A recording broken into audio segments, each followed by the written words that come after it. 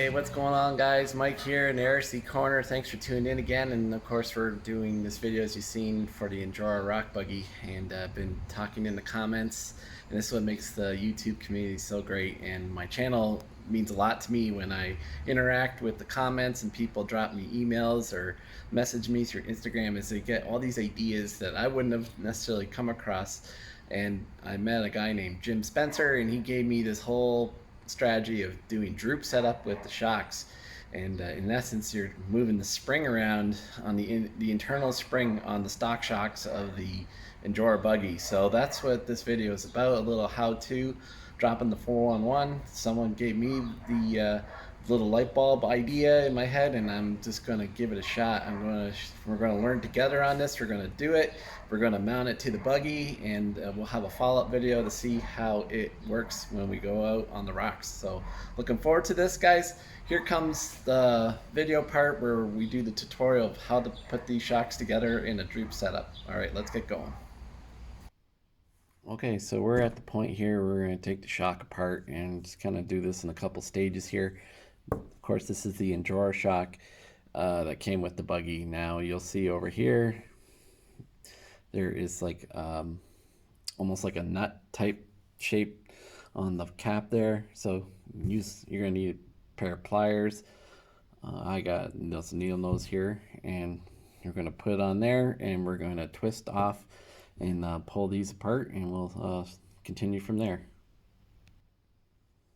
Now, as you see, now this is the threaded part. It's not the top, it's actually the bottom. And once you pull this off, you can see that all the oil has already been gone out of this shock, and took the spring out. It was just sitting in there. So now the next step of this is you could probably use the pliers to hold on to that shaft, and we're going to twist this end piece off so we can feed the shock shaft through the cap here, and then we can get the spring on the other side. So let's get that going. All right, now so we got it all apart, and when you get this end off, you're gonna pull the shock shaft out of this cap. You might feel a little bit of resistance as the threaded part comes to the end here, but just give it a good tug and it'll just come right through.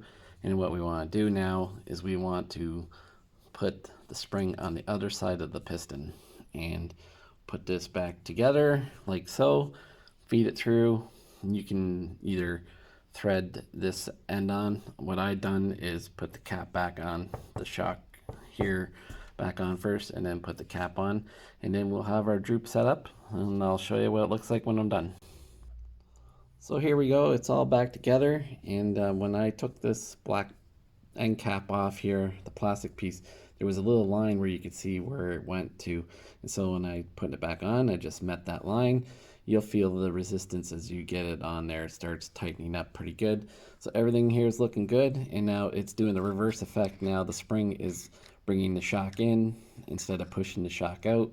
We're going to mount this onto the front of the Injora buggy. I'll show you how that looks. I'm doing the two front shocks as this droop style, and we'll leave the two rear ones as normal. And in a future video, we'll take it out and show you how it works. But for now, I'll put these back on and I'll show you the final result. So here we go, guys. We got the shocks on, and as you can see, there's many different mounting options.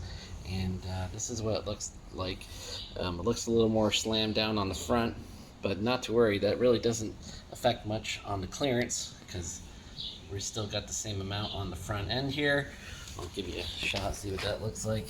So it's all good in the hood. As we can see now, these shocks work in reverse. So now when we hit a rock, it's the far side that's gonna extend out, and this one will stay the same.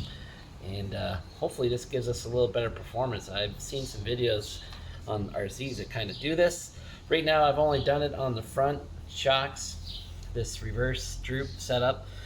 Reverse the springs, the droop setup that is, and left the rear ones. Of course, there's no oil. These ones are a bit bouncy, but I was kind of really liking the look of this, and we'll give it a go, and we'll see. We can always play around with the rear ones, and I'll document that for you guys. But give you some crawling, rock bouncing type of setups you can try with the Injora rock bouncer. I'm really interested to see how it works with this Droop setup. And thanks for people again leaving the comments, especially Jim Spencer, and putting the light bulb on in my head. And we did a little investigation somewhere else on other videos on YouTube and see what's been done. And I think it looks pretty good.